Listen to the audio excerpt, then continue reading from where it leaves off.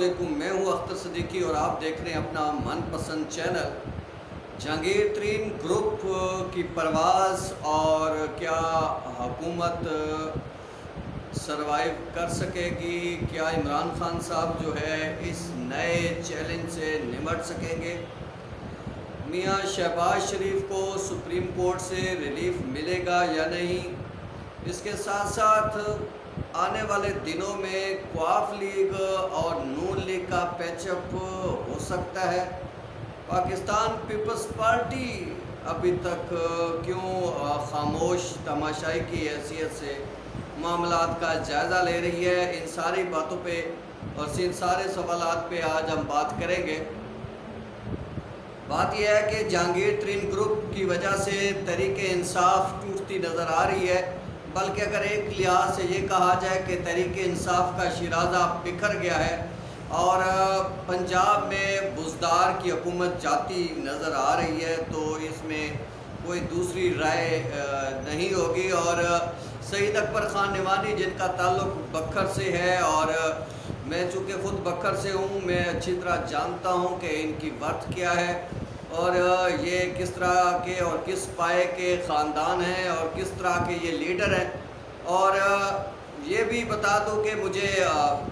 بہت بڑی ایک مذہبی روحانی شخصیت اور بہت بڑے اللہ کے ولی پیر مہر علی شاہ صاحب کا وہ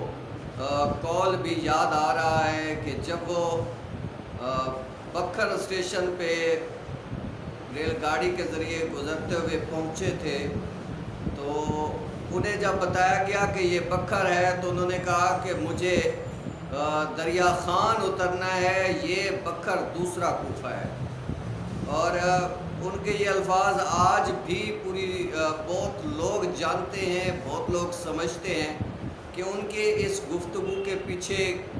کیا مقصد اور کیا بات کار فرما تھی، کیا جو حقیقت تھی وہ انہوں نے عیاں کی تھی۔ بہرحال سعید اکبر خان نعمانی، رشید اکبر خان نعمانی ہوں یا یہ کوئی بھی یہاں بکھر کا سیاسی خاندان کوئی بھی ہو، انہوں نے ہمیشہ وقت کے ساتھ پرواز کی ہے، جو جس کا وقت ہو یہ اسی کے ساتھ پرواز کرتے رہے ہیں۔ نون لیگ کا وقت ہو تو یہ نون لیگ کے ساتھ پرواز کرتے نظر آتے ہیں، اور اب تحریک انصاف کا وقت ہے تو یہ چاہے وہ نعمانی ہوں، چاہے ڈھالنا ہوں، چاہے اترا ہوں، چاہے کوئی یہاں کے سیاسی رہنما ہوں، انہوں نے ہمیشہ ایک اپنے مقاصد کے تحت ہی پرواز رکھی ہے۔ اور اب جہانگیر ترین کا یہ جو معاملہ جس سے حکومت جو ہے اب خطرے میں آ گئی ہے، اور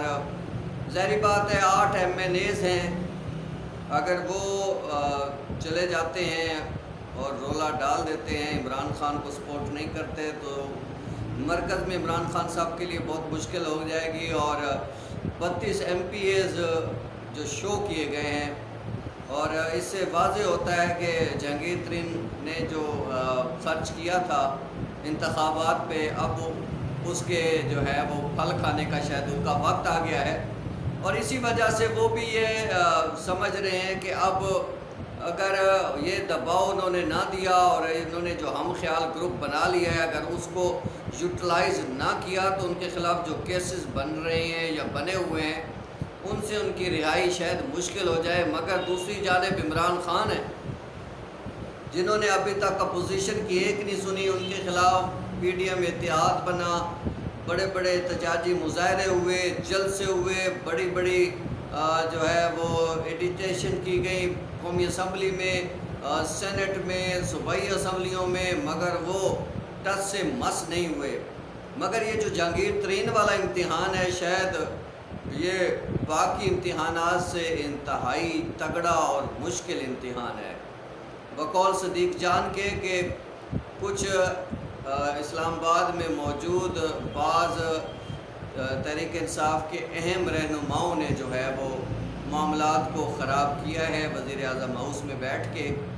اور اسی وجہ سے جہانگیر ترین گروپ جو ہے وہ اب علل اعلان جو ہے وہ سامنے آ گیا ہے۔ اور آگے بجٹ اجلاس بھی ہے، اور بجٹ اجلاس میں آپ کو پتہ ہے کہ پاس کرانے کے لیے پوری تعداد ہونا ضروری ہے، اور اگر وہ بجٹ یہ حکومت کے لیے بڑی سبکی کی بات ہوگی۔ دوسری بات یہ ہے کہ چودھری پرویز الہی اور یہ پرانے چودھری برادران جو ہے یہ جوڑ توڑ کے بڑے ماہر ہیں، اور یہ پہلی حکومت نہیں ہے، ہر حکومت میں وہ کہیں نہ کہیں ایڈجسٹ ضرور ہوتے ہیں۔ اور اب حقیقت میں تو چودھری پرویز الہی پنجاب میں وزیر اعلیٰ پنجاب بننا چاہتے تھے مگر وہ نہ بن سکے، اور نون لیگ کے بھی سنے اندرون خانہ قواف لیگ سے رابطے ہیں، اور اگر بزدار کی حکومت کا کوئی رولہ بنتا ہے اور 32 ارکان صوبائی اسمبلی اگر وہ ساتھ دینے کے لیے قواف لیگ کے کھڑے ہو جاتے ہیں تو پھر تو قواف لیگ کی حکومت بننے کے چانسز بڑھ جائیں گے۔ اور اس کے ساتھ ساتھ آپ کو یہ بھی خبر آپ نے سنی ہوگی کہ نون لیگ کے ایک اہم رہنما بھی جو ہے وہ بھی چودھری نثار علی خان بھی اب اسمبلی میں حلف لینے جا رہے ہیں۔ انہیں اب حلف لینے کی کیوں ضرورت پڑ رہی ہے؟ ظاہری بات ہے کہ وہ اس کو بھی جہانگیر ترین گروپ سے رابطے کی وجہ سے بڑی آفریں ہیں، اور اگر وزیر اعظم پاکستان عمران خان صاحب اپنی پارٹی کو بچانے کے لیے کوئی خاص لائے عمل ترتیب نہیں دیتے، اور جیسا کہ آپ وہ سن بھی رہے ہیں کہ انہوں نے ڈاکٹر بابر اعوان اور بڑی اہم شخصیات کو جو ہے وہ جو ہے مدعو کر لیا ہے، اور ان سے گفتگو کریں گے، ان سے مشاورت کا آغاز کریں گے، اور حکومت توڑنے اور اس حوالے سے جو دیگر معاملات ہیں وہ زیر بحث آئیں گے۔ ایف آئی اے سے بھی معلومات اکٹھی کی جا رہی ہیں کہ جہانگیر ترین گروپ کے خلاف کس قدر جو ہے مضبوط شواہد موجود ہیں کہ جس کی بنیاد پہ ان کے خلاف کارروائی ہو سکتی ہے یا ہونے جا رہی ہے۔ یہ سارے معاملات پہ بھی وہ ڈسکس کریں گے، اور نون لیگ بھی اس وقت متحرک ہو چکی ہے، اور ذرائع نے یہ بتایا ہے کہ چودھری نثار علی خان سے بھی ان کے رابطے بحال ہو رہے ہیں۔ اس کے ساتھ ساتھ میاں شہباز شریف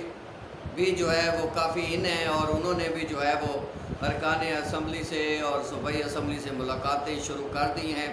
اور یہ جو رواں ہفتہ ہے یہ ان کا بڑا بیزی گزرے گا۔ اس کے ساتھ ساتھ جہانگیر ترین گروپ بھی جو ہے خود کو مضبوط کرنے کے لیے مزید ارکان اسمبلی کو ملانے کے لیے